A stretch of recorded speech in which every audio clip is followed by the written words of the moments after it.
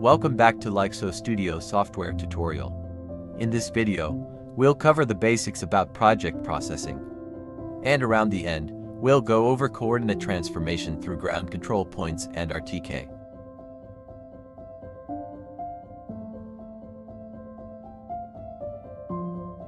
First, to copy out the data from the scanner, connect it to the computer, and turn on the USB mode. Select the data you want and save it to your local disk.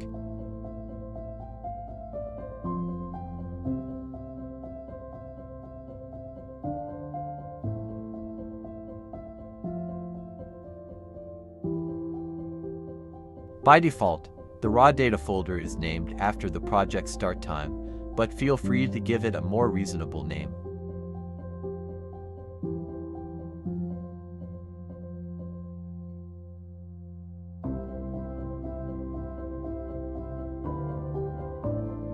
Once the raw data is ready, start the software. You can choose to create a new project or open an existing one. Here, I'll create a new project as an example. We recommend creating a project in a local disk with a great amount of free space. And make sure that the free space is larger than 5 times the raw data size. If you are considering doing point cloud enhancement for L2Pro data, or generating panoramic images, then even more free space is needed. Consult our website's frequently asked questions section for more details about space requirements for different upsampling settings.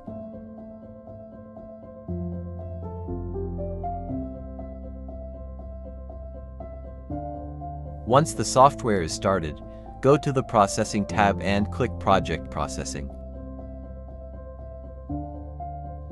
Under Project File, select the raw data you would like to process. To double-check whether you have selected the correct folder, click Inside, and you should see Project Data Folder and External Data Folder.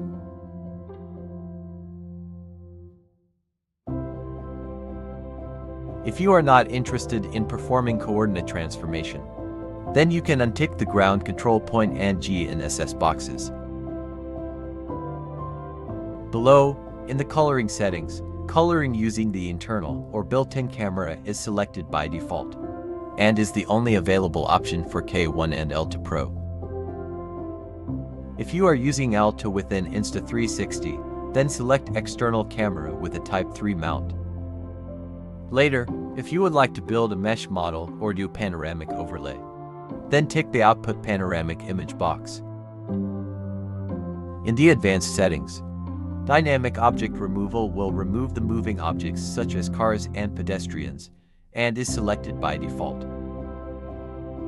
During the scan, if you have performed a start-to-end loop, or whenever the start point and end point is within 1 meter, you can check this start-to-end loop closure box. And then, if you would like to load in the result data automatically after project processing, tick this box.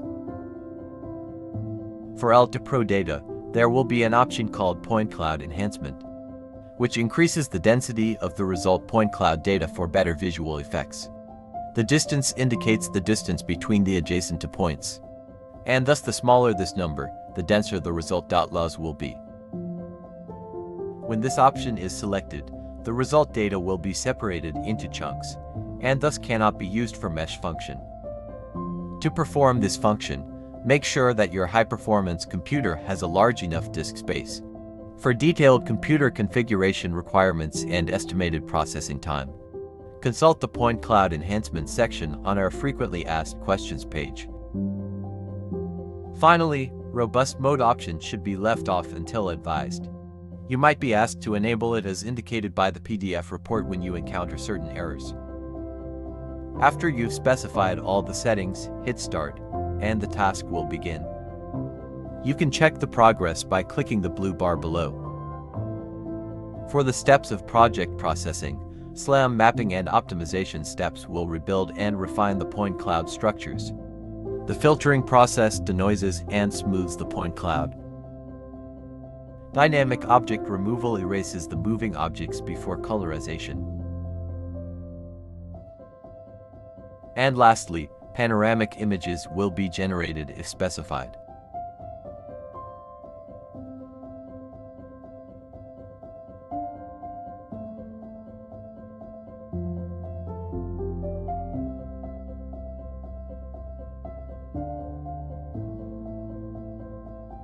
If you'd like to do coordinate transformation with ground control points, untick the GNSS box and choose the absolute coordinates file, which records the real coordinates of those points you collected during the scan.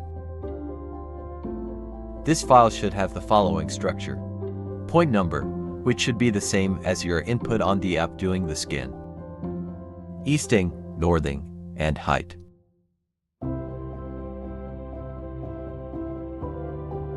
Once it's loaded, you can click the Edit GCP button to perform a visual check of those points. The left window shows the points recorded by the scanner, while the right window shows all the entries in the absolute coordinates file. Click OK when the points from the two windows match each other. And proceed with other settings as needed.